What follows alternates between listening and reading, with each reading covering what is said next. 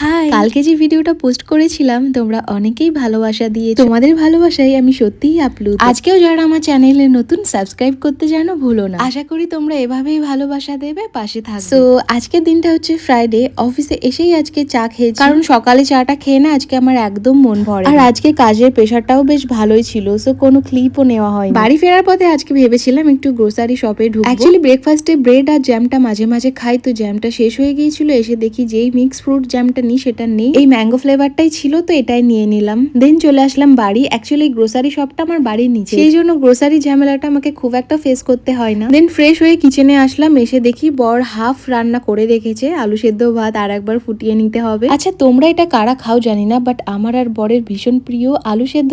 আমরা রসুনটাও অ্যাড করি, যারা রসুনের ফ্লেভার পছন্দ করো তারা একবার ট্রাই করে দেখতে পারো, বেশ ভালো লাগবে। আজকে ডিনারটা ভীষণ সাদামাটা, আর এটা আমার একটা ফেভারিট কম্বো, ডিম ভাজা, আলু সেদ্ধ আর ঘি ভাত। মানে মাংস ভাতকেও হার মানিয়ে দেয় আমার এই কম্বোটা। সো দ্যাটস ইট, আজকে আসি।